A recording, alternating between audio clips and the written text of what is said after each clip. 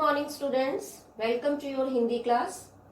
आज हम अपना नेक्स्ट टॉपिक स्टार्ट करने जा रहे हैं जिसका नाम है बाजार दर्शन। आपकी आरोह बुक का ये सेकंड चैप्टर है गद्य खंड का। बाजार दर्शन के लेखक हैं जैनेन्द्र कुमार। बच्चों, इस पाठ में जैनेन्द्र ने हमें इसके माध्यम से बताया है कि किस प्रकार से बाजार की जो जादुई ताकत है वो किस प्रकार उपभोक्ताओं को और हम सबको प्रभावित करती है, आकर्षित करती है। इसी के बारे में इस पाठ में अच्छे से हमें लेखक ने बताया है। इसके माध्यम से जैनेन्द्र ये स्पष्ट करना चाहते हैं, यह संदेश देना चाहते हैं हमें कि बाजार की जो अनावश्यक चमक धमक में फंसने से क्या होता है, असंतोष आता है, तृष्णा आती है, मीन्स और भी ज्यादा चीजें खरीदने की मन में हमारी इच्छा निरंतर पैदा होती रहती है ना। एवं ईर्ष्या का शिकार होने की संभावना बढ़ जाती है। ईर्ष्या का शिकार मतलब से इससे क्या है कि अगर आप ये देखते हैं कि दूसरे व्यक्ति के पास वो चीज है जो आपके पास नहीं है, तो आपको दूसरे व्यक्ति से एक तरह से घृणा जो है उसके प्रति आपके अंदर आ जाती है। आप ये सोचते हो कि ये चीज जो उसके पास है वो मेरे पास क्यों नहीं है।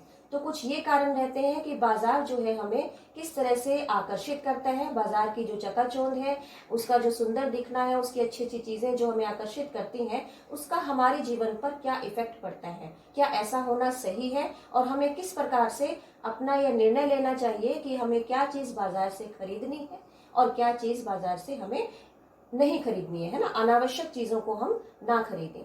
तो लेखक ने इस पाठ के माध्यम से हमें बताया है कि उदाहरण दी है उन्होंने अपने दो मित्रों के बारे में कि उनके जो दो मित्र हैं उन्होंने किस तरह से अपने आप को, एक ने संयम के तौर पर अपने व्यक्तित्व को दिखाया है, और दूसरा ऐसा है जो ये चाहता है कि बाजार से वो क्या खरीदे क्या ना खरीदे। इस चक्कर में वो कुछ भी नहीं खरीदता है। क्यों? क्योंकि उसे सभी चीजें बाजार की प्रिय लगती हैं, और जो एक दो चीज अगर वो खरीद लेता तो बाकी चीजें उससे छूट जाती। तो बच्चों, यहाँ पर हम इसी चीज को एक्सप्लेन करेंगे। आइए देखते हैं इसके मुख्य बिंदु कौन कौन से हैं। आइए देखते हैं इसके कौन कौन से मुख्य बिंदु हैं।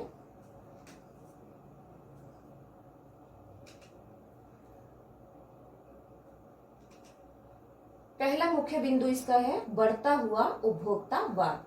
बच्चों, उपभोक्तावाद का मीनिंग यहाँ पे क्या होता है कि कई बार ऐसा होता है कि हम ये सोचते हैं कि जितनी ज्यादा चीजें हम खरीदेंगे, जितनी ज्यादा परचेजिंग हम करेंगे, उतना ही ज्यादा हमें उन वस्तुओं से क्या प्राप्त होगा, खुशी मिलेगी, आनंद मिलेगा, या वो चीजें हमारे लिए जो है वो जरूरी है और आगे भविष्य में उनका हमें लाभ ही मिलने वाला है।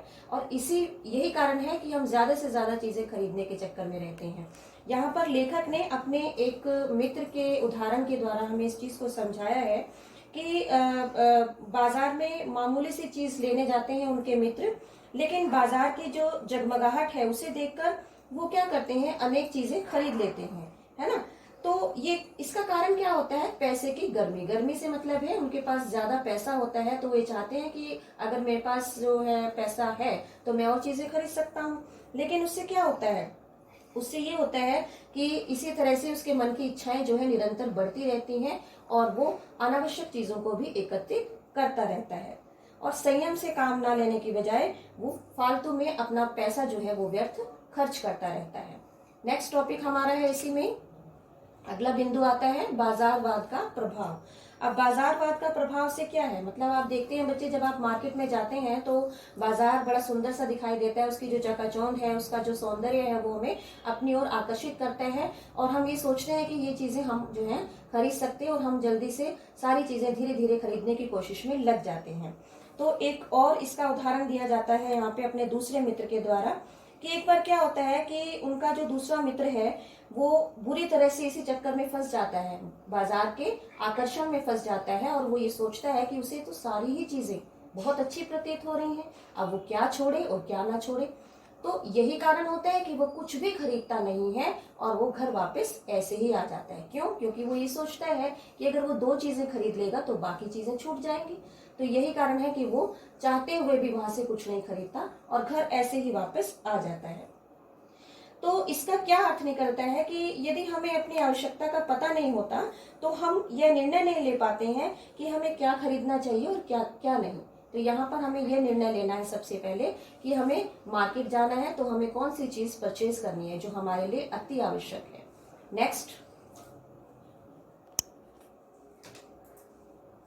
नेक्स्ट पॉइंट हमारा है बाजार का जादू। अब बाजार के जादू से मतलब यही है कि किस तरह से बाजार जो है अपना जादू दिखाकर हमें अपनी ओर आकर्षित करता है। अब यहाँ पर लेखक जो है जैनेन्द्र कुमार अपने विचार देते हैं कि बाजार का जो जादू है वो खाली और भरी जेब दोनों पर चलता है। मतलब वह व्यक्ति जिसके पास पैसा है उसको भी बाजार अपनी ओर आकर्षित करते हैं, और जिसके पास पैसा नहीं है वह भी बाजार की ओर आकर्षित होता चला जाता है। अब यहाँ पे तात्पर्य ये है कि जैसे कि आपका मन, मान लो आपकी जेब खाली है, आपके पास पैसा नहीं है, लेकिन मन आपका भरा हुआ नहीं है। मतलब ये है कि आप ये चाहते हैं कि आपके पास ये चीज हो, ठीक है, तब बाजार उसे अपनी ओर खींचता है। और उसी तरह से यदि किसी व्यक्ति की जेब भरी है, उसके पास काफी अच्छी जो है उसकी आर्थिक स्थिति अच्छी है, खूब उसके पास पैसा है, तो वो क्या करता है, खरीदारी खूब करता है, लेकिन व्यर्थ की, बेकार की खरीदारी करता है। तो इससे लेखक यहाँ ये समझाते हैं कि जब भी हमें कभी बाजार जाना चाहिए तो हम पहले यह निर्णय लें कि हमें क्या खरीदना है। क्लियर। नेक्स्ट पॉइंट हमारा है, देखिए, जीवन को श्रेष्ठता से जीने की कला। अब जीवन को हम कैसे अच्छे से जी सकते हैं वो भी यहाँ पे जैनेन्द्र कुमार जी ने एक उदाहरण के द्वारा दिखाया है। बाजार दर्शन पाठ में एक पात्र है भगत जी। भगत जी के चरित्र के द्वारा यहाँ पर हमें लेखक ने जीवन को अच्छे से जीने की कैसे श्रेष्ठता प्रदान करने की कोशिश की है वो बताया है कि भगत जी का जीवन जो है वो बहुत आदर्श जीवन है। क्यों? क्योंकि उनका कार्य क्या था, उनका व्यवसाय जो था चूर्ण बेचना था, है ना। तो वो इतने लोकप्रिय थे इस चीज में, अपने इस व्यापार में, कि वो 6 महीने तक का अपना चूर्ण का व्यवसाय करके उसके बाद अपना फालतू जो व्यवसाय है वो नहीं करते थे। उन्हें जितना धन पर्याप्त मात्रा में चाहिए था वो उन्हें प्राप्त हो जाता था। उसके बाद बाकी बचा हुआ चूर्ण जो है वो बच्चों में बांट देते थे। उन्हें ये लालच नहीं रहता था कि ये भी मैं बेच दूं और पैसा मेरे पास अभी एकत्रित हो जाए। तो इस प्रकार वो इस चीज को नहीं सोचते थे। तो लेखक क्या है, भले ही जो भगत जी थे वो ज्ञान उनको नहीं था, ज्ञान में वो शून्य थे, लेकिन वो फिर भी लेखक उन्हें विद्वान मानते हैं उनके इसी गुण के कारण कि वो व्यर्थ में पैसे खर्च ना कर भविष्य के लिए अपने जो धन है उसको संजो कर रखने में विश्वास रखते थे। भगत जी को बाजार की चकाचौंध अपनी ओर आकर्षित नहीं करती थी क्योंकि वो एक विवेकपूर्ण निर्णय लेने वाले व्यक्ति थे।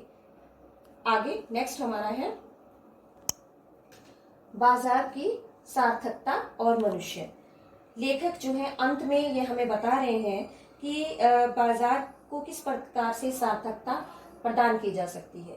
कहने का तात्पर्य ये है कि वही व्यक्ति इस चीज में जो है सक्षम हो सकता है, इस चीज में कामयाब हो सकता है जिसे पता होता है कि उसे कब और कितना खरीदना है ना। अगर परचेजिंग पावर आपकी ज्यादा है, सपोज आपके पास काफी अच्छे पैसे हैं और आपकी परचेजिंग पावर अच्छी है, तो व्यर्थ में अगर आप चीजें खरीदते हैं तो उससे भविष्य में आपको नुकसान भी उठाना पड़ सकता है ना। क्योंकि ये जो है अनीति शास्त्र है और इसमें क्या है, अगर उपभोक्ता जरूरत से ज्यादा चीजें खरीदकर केवल इसलिए खरीदता है कि वो दूसरों को दिखाए और दिखावा करने के मात्र से जो दूसरे व्यक्तियों को वो दुखी करे और गरीब व्यक्तियों में और अन्य व्यक्तियों में ईर्ष्या की भावना पैदा करे, तो ये चीज जो है ये लेखक को अच्छी प्रतीत नहीं होती है। इससे बाजार का जो सार्थकता है वो कहीं तक भी जो है क्लियर नहीं हो सकती। तो इसलिए पाठ में हमें जो लेखक है वो यही समझा रहे हैं कि मनुष्य को कभी भी चकाचौंध चीजों पर जो है आकर्षित नहीं होना चाहिए। वो जैसे कहते हैं ना कि हर चमकती चीज सोना नहीं होती। अगर वो चीज उस समय हमें उसकी जरूरत नहीं है तो हमें ये आवश्यक नहीं कि हम उसको खरीदें। हमें भविष्य के लिए भी अपनी पूंजी को जमा करना चाहिए और दूसरों को दिखावे से और इस चीज से बचकर हम बाजार की सार्थकता स्पष्ट कर सकते हैं। मुझे उम्मीद है आपको ये सारा चैप्टर, इसकी जो व्याख्या है बहुत अच्छे से समझ में आ गई होगी बच्चों। आप इस चैप्टर के आपको मैं प्रश्न उत्तर के PDF आपको मैं प्रोवाइड करती हूँ, तो आप उसको अपनी बुक में नोट डाउन कर लीजिएगा। थैंक यू बेटा, thank you, all the best.